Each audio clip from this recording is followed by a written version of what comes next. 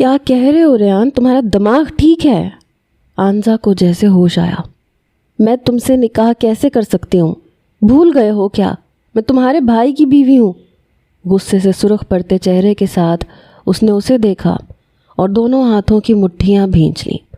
وہ ایسا تصور بھی نہیں کر سکتی تھی جو ریان کہہ گیا تھا۔ تو کیا آپ اپنے گھر واپس جانا چاہتی ہیں، اپنے ماں باپ کے ساتھ؟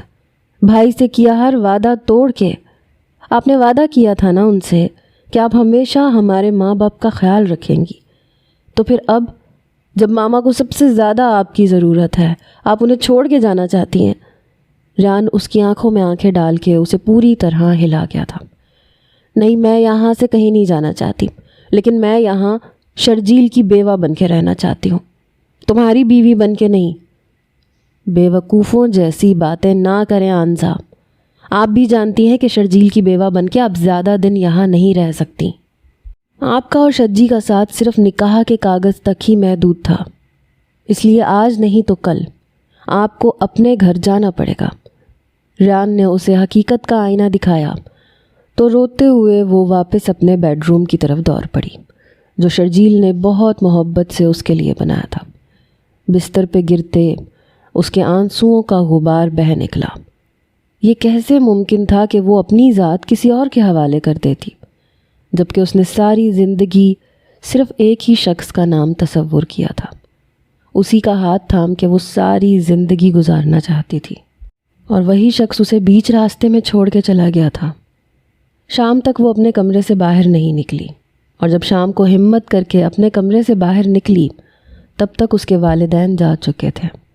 ریان نہ جانے کہاں تھا، لیکن سامنے ہی شرمین بیٹھی تھی۔ شرمین کو دوپہر میں اپنے گھر واپس چلے جانا تھا۔ وہ یہاں صرف اپنی مامی کا دل لگانے کے لیے رکی تھی، لیکن ابھی تک وہ گئی نہیں تھی۔ جیسے ہی شرمین کی نظر آنزا پہ پڑی، اس کا خون کھول اٹھا۔ وہ تو سوچ بھی نہیں سکتی تھی کہ ریان اسے اپنی بیوی بنانے کی بات کر سکتا ہے۔ وہ تو مطمئن تھی کہ آنزا جیسا کانٹا اس کے راستے سے بڑی آسانی سے ہٹ رہا تھا۔ آنزا نے شرمین کو دیکھا تو اپنی نظریں چرا لیں، لیکن شرمین بغور اس کا جائزہ لینے لگی۔ واہ، کیا قسمت پائی ہے تم نے آنزا، پہلے ایک بھائی کو اپنی خوبصورتی کے جال میں پھنسایا، اب دوسرے سے ہمدردی بٹورنے کے چکر میں ہو۔ بہتر ہوگا اپنے گھر واپس چلی جاؤ اور ریان سے دور رہو۔ تم اچھی طرح جانتی ہو کہ میں ریان سے محبت کرتی ہوں، اور وہ بھی محبت کرتا ہے مجھ سے۔ تم ہمارے درمیان میں آنے کی کوشش بھی نہ کرنا۔ شرمین کے لفظوں پہ آنزا نے چونک کے اس کی طرف دیکھا۔ تم سے کس نے کہا کہ میں تمہارے اور ریان کے درمیان آنا چاہتی ہوں؟ تم اچھی طرح جانتی ہو یہ بات ریان نے کی ہے، میں نے نہیں۔ مجھے نہ ہی ریان میں دلچسپی ہے اور نہ ہی کسی اور انسان میں۔ میرے لیے شرجیل سب کچھ تھا۔ تم میری طرف سے بے فکر رہو۔ آنزا نے اسے مطمئن کروایا اور بڑی ماما کے کمرے کا رخ کیا، لیکن وہاں جا کے اس کے ہوش اڑے تھے، کیونکہ بڑی ماما شدید بخار میں تپ رہی تھیں۔ ان کی حالت بے انتہا خراب تھی۔ ریان ان کے قدموں میں بیٹھا پاؤں دبا رہا تھا۔ بڑے پاپا ان کے ہاتھ پکڑ کے بیٹھے تھے، آنکھیں بند کیے وہ کراہتے ہوئے صرف شرجیل کا نام لے رہی تھیں۔ میرے بیٹے کو بلا دو پلیز، میں اپنے بیٹے کے بغیر نہیں رہ سکتی۔ دھیمی دھیمی سسکیوں کے درمیان وہ بار بار شرجیل کو پکار رہی تھیں۔ آنزا ان کے قریب جا بیٹھی۔ بڑی ماما پلیز حوصلہ رکھیں۔ ٹھنڈے پانی کی پٹیاں ان کے ماتھے پہ رکھتے ہوئے آنزا فکر مندی سے ریان کو دیکھنے لگی۔ ہاسپٹل لے چلیں بڑی ماما کو؟ ریان نے انکار میں سر ہلایا، کہنے لگا ڈاکٹر آ کے دیکھ چکے ہیں، فیور ہے اور ذہنی تھکان ہے، میڈیسن دے دی ہے، بس سوئیں گی تو ٹھیک ہو جائیں گی، لیکن ماما سونے کا نام ہی نہیں لے رہی ہیں۔ ریان بے انتہا پریشانی سے بار بار اپنی ماں کا چہرہ دیکھ رہا تھا، جو آنزا کا ہاتھ پکڑے آنکھوں میں آنسو لیے اسے دیکھ رہی تھی۔ آنزا، مجھے چھوڑ کے نہ جانا، میں نے ہمیشہ سے اس دن کا انتظار کیا تھا جب تم میرے گھر میں آؤ اور میرے گھر میں جو بیٹی کی کمی ہے وہ ختم ہو جائے۔ کبھی سوچا نہیں تھا کہ بیٹی کے ملنے پہ بیٹا چلا جائے گا، لیکن اب میں تمہیں کھونا نہیں چاہتی. تم ریان سے نکاح کر لو، ہمیشہ میرے پاس رہ جاؤ. بہت آنسوؤں کے ساتھ بڑی ماما نے اس کے صبر اور حوصلے کا امتحان لے لیا تھا. وہ بے یقینی سے انہیں دیکھ رہی تھی جو ریان کے فیصلے میں اس کے ساتھ کھڑی ہو گئی تھی. ماما، میں یہ کیسے کر سکتی ہوں؟ آپ تو جانتی ہیں میں نے ہمیشہ شرجیل سے محبت کی ہے. میں ساری زندگی اس کے نام پہ گزار سکتی ہوں. اس نے انکار کرنے کی کوشش کی، لیکن بڑی ماما کی حالت دیکھ کے اس کا اپنا دل بیٹھا چلا جا رہا تھا. اور پھر بڑے بابا کا حال بھی تو کچھ بہتر نہیں تھا. وہ بیڈ کراؤن سے ٹیک لگا کے آنکھیں بند کر کے بیٹھے تھے. ان دونوں پہ ایک نظر ڈالتے آنزا نے ریان کی طرف دیکھا جو بس بے بسی کی تصویر بنا ہوا تھا. نہ وہ اپنے ماں باپ کو کھو سکتا تھا، نہ ہی وہ آنزا کو اس گھر سے جانے دے سکتا تھا. اور اس کے لیے ایک واحد راستہ تھا، ان دونوں کا نکاح. اگر تمہیں اعتراض نہیں ہے تو میں خود بھائی صاحب سے بات کرتی ہوں. سادگی سے ایک بار پھر میں تمہارا نکاح کر دوں گی. بڑی ماما نے آنزا کا ہاتھ مضبوطی سے تھاما تو وہ بس سر جھکا کے رہ گئی. چند آنسو ٹوٹ کے لڑیوں کی مانند اس کی آنکھوں سے بہہ نکلے. خود کو شرجیل کے سوا کسی اور کے نام سے منسوب ہوتے سوچنا بھی اس کے لیے محال تھا. لیکن کبھی کبھی رشتوں کی خاطر انسان کو کٹھن فیصلے کرنے پڑتے ہیں. اس نے بھی ماما اور بابا کے لیے یہ فیصلہ کر لیا تھا. تھوڑی دیر میں جویریہ بیگم نے فون کر کے صالحہ بیگم سمیت سب بڑے بڑے لوگوں کو بلا لیا تھا اور اپنے فیصلے سے آگاہ کیا تھا. شرمین کے کانوں تک یہ بات گئی تو وہ اڑتی ہوئی آنزا کے سر تک جا پہنچی. کتنی مکار ہو تم نے تو کہا تھا کہ کسی صورت تم ریان سے نکاح نہیں کرو گی. سب جانتی ہوں میں. حسد میں کر رہی ہو نا؟ شرجیل تو رہا نہیں، اس لیے تم نے سوچا کہ ریان سے شادی کر لیتی ہوں تاکہ اس بڑے سے گھر میں رہنے کا موقع مل سکے. شرمین کی زبان زہر اگل رہی تھی. آنزا بس خاموشی سے اس کی باتیں سن رہی تھی. وہ جانتی تھی کہ شرمین کے دل پہ کیا گزر رہی ہوگی، لیکن وہ یہ سب کچھ رشتوں کی خاطر کر رہی تھی، اپنے لیے نہیں. ورنہ اس کا اپنا دل بھی کہاں اس رشتے کے لیے راضی تھا. بڑوں کی موجودگی میں آنے والے چند دنوں کے بعد ہی ان دونوں کا سادگی سے نکاح کر دیا گیا اور وہ ایک بار پھر دلہن بن کر ریان کے کمرے میں پہنچ چکی تھی. لیکن وہ ہرگز بھی اس کمرے میں رہنے کے لیے تیار نہیں تھی. اس نے صرف بڑی ماما کی خاطر اس کمرے تک کا سفر طے کیا تھا.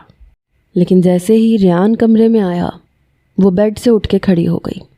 اس کے چہرے کے تاثرات دیکھتے ہوئے ریان نے لب بھینچ لیے. آپ بیڈ پہ آرام کر لیں، میں اسٹڈی روم میں ایڈجسٹ کر لوں گا. نرمی سے کہتے ہوئے اس نے اپنے کپڑے اٹھا کے اپنی راہ لی. اس کا اسٹڈی روم اس کے کمرے کے ساتھ ہی تھا. کمرے کے اندر ہی ایک دروازہ تھا جس سے گزر کے اسٹڈی روم تھا. وہ اپنے کپڑے لے کے وہاں چلا گیا اور دروازہ لاک کر لیا. آنزا کے دل کو قرار آ گیا. وہ یہی چاہتی تھی کہ اس کے اور ریان کے درمیان ہمیشہ فاصلہ قائم رہے. اس نے نکاح تو کیا تھا لیکن وہ اپنا وجود کسی صورت ریان کو سونپ نہیں سکتی تھی. ریان کے جانے کے بعد وہ اس کے بیڈ پہ لیٹی تکیے پہ آنسو بہاتی رہی. لیکن اس سے پہلے کہ اسے نیند لگتی کمرے کا دروازہ بجا. اس نے اٹھ کے دروازہ کھولا تو شرمین دندناتی ہوئی اندر داخل ہوئی. کہاں ہے ریان؟ بات کرنی ہے مجھے اس سے. اس کے چہرے پہ برہمی کے تاثرات تھے. پچھلے کچھ دنوں سے وہ اسی لہجے میں آنزا سے بات کر رہی تھی. ریان اسٹڈی روم میں ہے. سائڈ میں ہوتے ہوئے آنزا نے اسے جگہ دے دی. شرمین نے اسٹڈی روم کا دروازہ نوک کیا تو چند ہی لمحوں میں دروازہ کھل گیا. لیکن جیسے ہی ریان کی نظر شرمین پہ پڑی تو اس کے چہرے کے رنگ تبدیل ہونے لگے.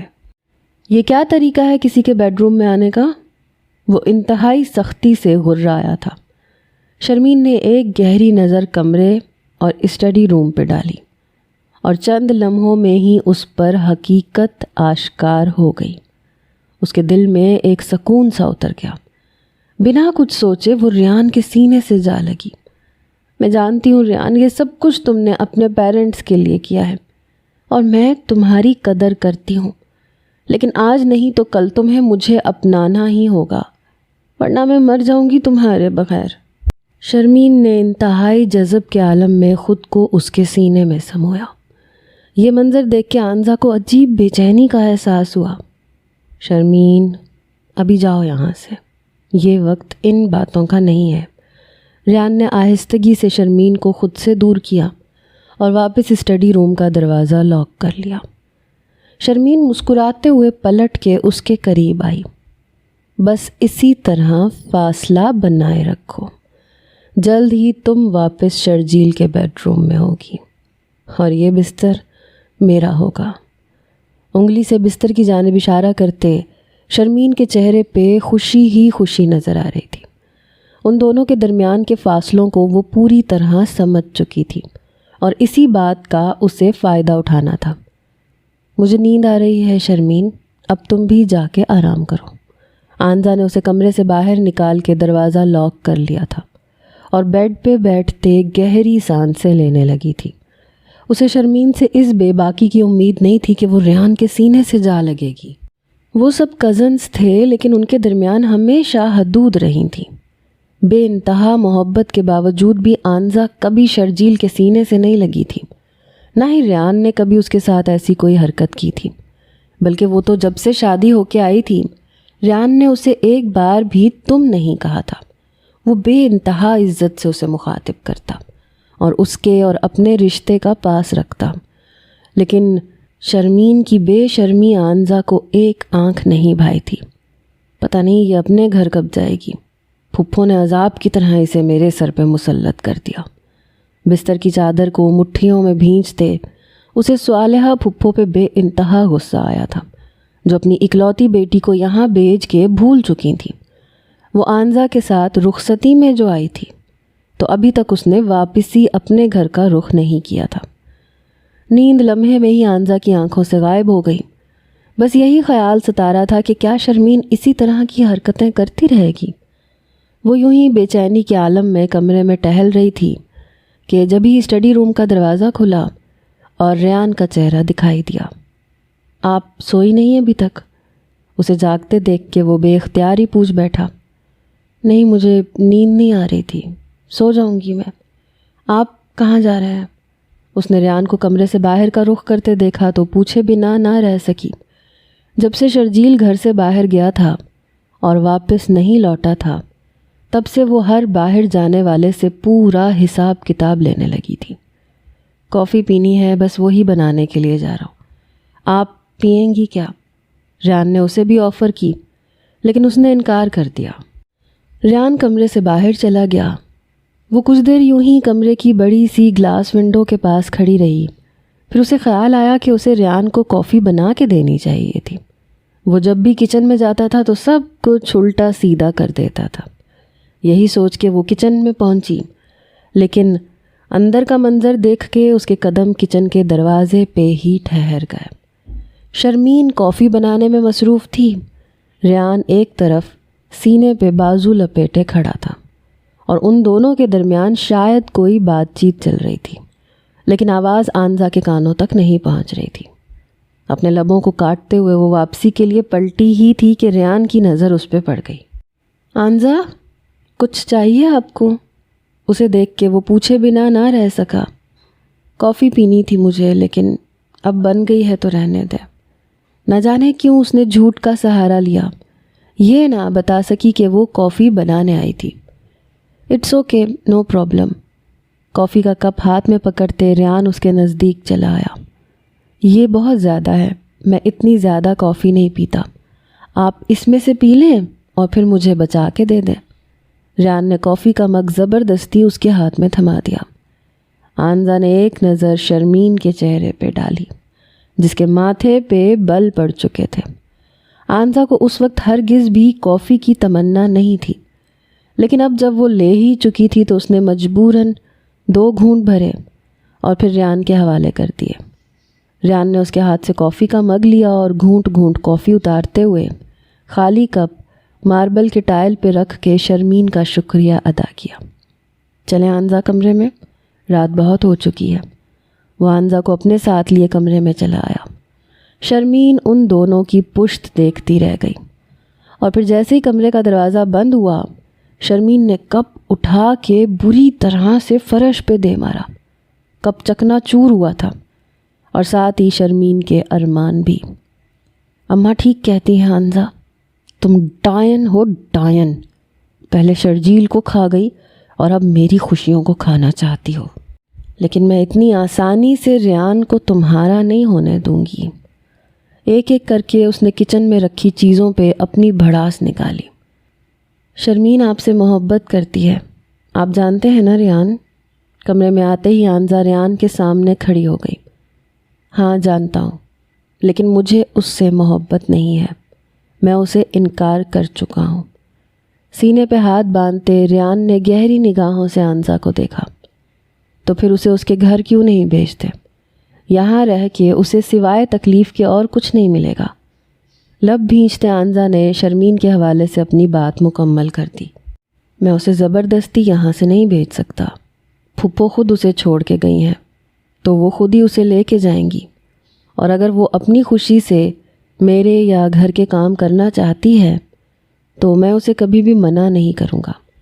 ہاں، میں اسے صاف لفظوں میں یہ ضرور بتا چکا ہوں کہ مجھے اس میں کوئی دلچسپی نہیں ہے، اور نہ ہی میں اس سے شادی کرنا چاہتا ہوں۔ اور یہی بات میں آپ سے بھی کہوں گا کہ میری زندگی میں اب کسی اور عورت کی کوئی گنجائش نہیں ہے۔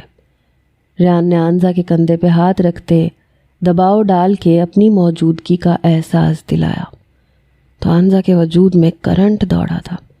وہ گھبرا کے ایک قدم پیچھے ہوئی اور جلدی سے رخ پھیر گئی۔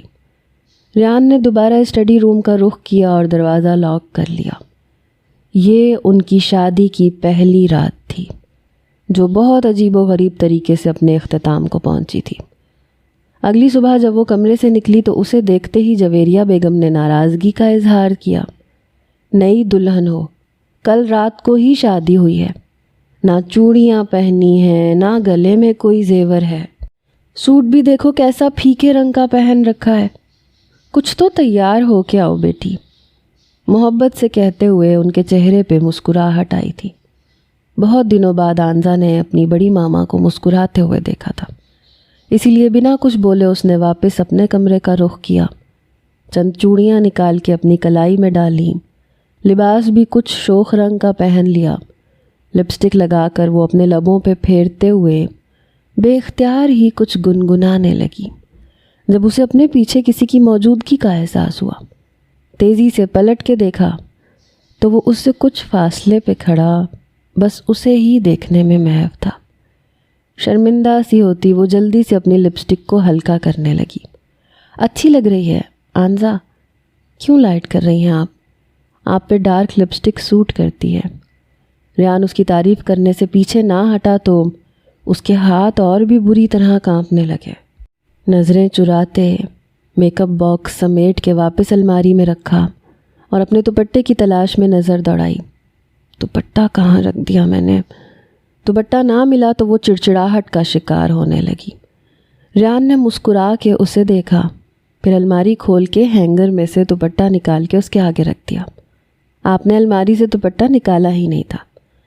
شرمندہ ہوتے حمزہ نے جلدی سے دوپٹہ اپنے کاندھے پہ سیٹ کیا اور باہر نکلنے لگی۔ حمزہ رکیں 2 منٹ، ریان نے تیزی سے اسے آواز دے کے روکا، پھر اس کے قریب چلا آیا۔ پلٹیں پیچھے کی طرف، اس نے خود ہی حمزہ کو گھمایا اور اس کی کمر کا رخ اپنی جانب کر لیا۔ حمزہ ایک دم ہی پریشان ہو گئی کہ وہ کیا کرنے والا ہے، اور پھر حمزہ کو اپنی کمر پہ اس کی انگلیوں کے لمس کا احساس ہوا۔ دھیرے دھیرے زپ کو اوپر کرتے ہوئے ریان کی انگلیاں حمزہ کی کمر سے چھونے لگیں۔ ریان نے جھٹکے سے زپ کو پورا بند کرتے اسے اپنے نزدیک کھینچا تھا۔ آئی ایم سوری، زپ کھلی رہ گئی تھی آپ کی۔ کان میں سرگوشی کرتے اس نے حمزہ کے وجود کو اپنی گرفت سے آزاد کیا اور وہ بنا کچھ کہے گرتی پڑتی کمرے سے باہر کی جانب دوڑ پڑی۔ اس کے جاتے ہی ریان نے ایک نظر آئینے پہ ڈالی اور پھر آئینے کے سامنے رکھی لپسٹک پر، جو حمزہ وہیں ڈریسنگ ٹیبل پہ بھول گئی تھی۔ لپسٹک اٹھاتے وہ اس پہ آنزا کے لمس کو محسوس کرنے کی کوشش کرنے لگا۔ اس نے واقعی یہ رشتہ اپنے والدین کے لیے کیا تھا، لیکن نکاح کی طاقت اب اسے آنزا کی جانب مائل ہونے پہ مجبور کر رہی تھی۔ سر جھٹکتے آنزا کی لپسٹک اس کے میک اپ باکس میں ڈالی، خود بھی تیار ہو کے باہر چلا آیا۔ ڈائننگ ٹیبل پہ سبھی لوگ موجود تھے۔ شرمین کی نگاہ بدستور آنزا کے وجود کا جائزہ لے رہی تھی، جو واقعی ہی نئی دلہن کے روپ میں نظر آ رہی تھی۔ شرمین بیٹی، اب تم اپنے گھر جاؤ، میں ٹھیک ہوں، تمہارے ماموں بھی ٹھیک ہے۔ جویریہ بیگم نے شرمین کی نظروں کو محسوس کرتے ہوئے اسے واپس بھیجنے میں ہی عافیت جانی، کیونکہ اب وہ اپنے واحد بیٹے کی خوشیاں چاہتی تھیں۔ جی ممانی جان۔ ممانی کے آگے شرمین کی زبان نے ساتھ نہ دیا۔ ناشتے کے بعد تم دونوں شرمین کو چھوڑ آؤ اور ساتھ ہی گھر کا کچھ سامان بھی لے آؤ، میں لسٹ دے دیتی ہوں۔ اب تم دونوں کو ہی گھر سنبھالنا ہے۔ جویریہ بیگم اس شادی کے بعد کافی حد تک سنبھل گئی تھیں۔ وہ چاہتی تھیں کہ بچے بھی زندگی میں آگے بڑھ جائیں۔ شرمین کو امید نہیں تھی کہ اس کی ممانی اسے اس طرح گھر سے بھگانے کی جلدی میں جائیں گی۔ وہ تو یہاں رہ کے ریان کا دل اپنی طرف کھینچنے کو بےتاب تھی، لیکن اب جب ممانی نے حکم سنا ہی دیا تھا تو اس نے مجبوراً اپنا مختصر سامان سمیٹا اور ریان کی گاڑی میں بیٹھنے کے لیے پورچ میں آئی تو آنزا کو دیکھ کے اس کے چہرے کے رنگ اتر گئے۔ اتنی صبح کون سا مال، کون سی مارکیٹ کھلی ہوتی ہے؟ ابھی ریان مجھے گھر چھوڑ دے گا، تم بعد میں شاپنگ پہ چلی جانا۔ ممانی جان کا حکم ہے کہ ابھی سب کچھ لے کے آنا ہے، قریبی ایک سپر مارٹ ہے، وہاں سے سب کچھ مل جائے گا، تم فکر نہ کرو۔ آنزا کو شرمین کا لہجہ بالکل برداشت نہیں ہو رہا تھا۔ شرمین نے گاڑی کا فرنٹ ڈور کھولا اور غصے میں فرنٹ سیٹ پہ جا کے بیٹھ گئی۔ آنزا نے خاموشی سے اس کی یہ حرکت دیکھی اور پچھلا دروازہ کھول کے گاڑی میں بیٹھ گئی۔ ریان نہ جانے کہاں رہ گیا تھا۔ آنزا کے لیے شرمین کو مزید برداشت کرنا مشکل ہو رہا تھا۔ 5 منٹ بعد ریان باہر آیا تو فرنٹ سیٹ پہ بیٹھی شرمین کو دیکھ کے حیران رہ گیا۔ تم آگے کیا کر رہی ہو؟ کیا مطلب کیا کر رہی ہوں؟ گھر چھوڑنے جا رہے ہو نا مجھے؟ اب یہ نہ کہنا کہ یہ جگہ تمہاری بیوی کی ہے، شرمین نے دو بدو جواب دیا تو ریان خاموشی سے پیچھے بیٹھی آنزا کو دیکھنے لگا، جس کے چہرے پہ شرمندگی اور ناگواری کے تاثرات تھے۔ اپنے آپ پہ قابو پاتے اس نے ڈرائیونگ سیٹ سنبھالی اور فل اسپیڈ میں گاڑی دوڑا دی۔ پلیز آہستہ چلاؤ ریان۔ چند لمحوں میں ہی شرمین کی جان نکلی تھی۔ اتنی بھی کیا جلدی ہے؟ ایکسیڈنٹ کرواؤ گے کیا ہمارا؟ وہ مستقل کچھ نہ کچھ چیخ چلا رہی تھی۔ تمہیں گھر چھوڑنے کی جلدی ہے، پھر کام ہے ہمیں۔ ریان نے 2 ٹوک لفظوں میں اسے جواب دیا اور جلد ہی اسے اس کے گھر کے دروازے پہ اتار دیا۔ گاڑی سے اترتے اس نے ایک تیکھی نظر آنزا پہ ڈالی اور بنا کچھ کہے اپنے گھر کے دروازے کے اندر داخل ہو گئی۔ آپ آگے آئے نا، پیچھے کیوں بیٹھی ہیں؟ گاڑی چلانے کے بجائے اس نے بیک ویو مرر سے آنزا کو دیکھا۔ میں ٹھیک ہوں یہیں پہ، چلو اب۔ آنزا کا موڈ بری طرح خراب ہو چکا تھا۔ مجھ سے کیوں ناراض ہیں؟ پہلے ہی شرمین کو کہنا چاہیے تھا نا کہ آگے آپ کی جگہ ہے۔ مجھے غصہ دکھانے کے بجائے اگر اسے غصہ دکھاتی تو زیادہ بہتر ہوتا۔ ریان نے فوراً ہی اسے ٹوکا۔ غصہ نہیں ہوں میں کسی پہ، اور نہ ہی مجھے آگے بیٹھنے کا شوق ہے۔ آج نہیں تو کل شرمین نے ہی وہ جگہ لینی ہے نا، تو کیا فرق پڑتا ہے؟ کندھے اچکاتی وہ کھڑکی کے شیشے سے باہر جھانکنے لگی، جیسے اسے اس بات سے کوئی فرق ہی نہ پڑا ہو، لیکن چہرے پہ سرخی چھا گئی تھی۔ ریان اسے بچپن سے جانتا تھا۔ اس کے چہرے کے بدلتے ہوئے ہر رنگ کو وہ بخوبی پہچانتا تھا، اسی لیے اس کے چہرے پہ بھی گہری مسکراہٹ آ گئی۔ آپ خود سے آگے آ رہی ہیں یا پھر میں اتر کے آپ کو گود میں اٹھا کے آگے بٹھاؤں؟ اس نے جان بوجھ کے آنزا کو ٹیز کیا تھا۔ ریان کی بات میں آنزا نے گھبرا کے اسے دیکھا۔ وہ واقعی ایسا ہی تھا، کہیں بھی کبھی بھی کچھ بھی کر جاتا تھا، اسی لیے وہ تیزی سے پچھلی سیٹ سے اتر کے آگے والی سیٹ پہ چلی آئی۔ ریان نے مسکراتے ہوئے گاڑی آگے بڑھا دی۔ مارٹ سے کچھ ضروری سامان لے کے وہ گھر پہنچے تو بڑی ماما نے کھانا پکانے کی ذمہ داری اسے سونپ دی۔ جسے آنزا نے بخوشی قبول کیا۔ دوپٹے کو ایک طرف صوفے پہ ڈالتی وہ کچن کا رخ کر گئی، لیکن جیسے ہی کھانا پکانا شروع کیا شرجیل کی یادوں نے اس کا احاطہ کر لیا۔ وہ جب بھی کچن میں ہوتی تھی اور شرجیل ان کے گھر آتا تھا تو مستقل اس کے آگے پیچھے باورچی خانے میں ہی گھومتا پھرتا، کبھی اس کے بالوں کو چھیڑتا، کبھی اس کی مدد کروانے کی کوشش کرتا۔ غیر ارادی طور پہ اس نے شرجیل کی پسند کا کھانا بنانا شروع کر دیا تھا۔ ذہن کے دریچوں میں شرجیل کی یادوں نے بسیرا کر لیا۔ کبھی کانوں میں اس کی ہلکی سی آواز سنائی دے رہی تھی، کبھی کام کرتے ہوئے وہ اس کی بے تکی باتوں کو یاد کر رہی تھی، اور پھر شرجیل کا فیورٹ کیک بناتے ہوئے اس کی آنکھوں میں نمی اتر آئی۔ خود پہ قابو پاتے ماربل کے ٹائل پہ دونوں ہاتھ ٹکائے، آنکھیں بند کیے، وہ اپنے آپ کو کمپوز کرنے کی کوشش کر رہی تھی جب اسے اپنے بالوں پہ کسی کے لمس کا احساس ہوا۔ ایسے لگا جیسے شرجیل نے اس کے بالوں کو سمیٹا ہو، ہمیشہ کی طرح۔ شاید شرجیل کی یادوں نے اسے کسی اور ہی دنیا میں پہنچا دیا تھا۔ وہ شرجیل سے کہتے اس انسان کے سینے سے جا لگی جو اس کے پیچھے کھڑا تھا، بنا یہ سوچے کہ شرجیل اس دنیا سے جا چکا ہے۔ اسے اپنی کمر پہ بھاری ہاتھوں کی حرکت محسوس ہو رہی تھی۔ سینے پہ اس نے سر ٹکایا، اس کی منتشر دھڑکنیں آنزا کو اپنے کانوں میں سنائی دے رہی تھیں۔ کہاں چلے گئے ہو شرجیل؟ بے اختیاری میں اس نے سر اٹھا کے اوپر کی طرف دیکھا اور نظروں سے نظریں ملتے ہی اس کے ہوش اڑے۔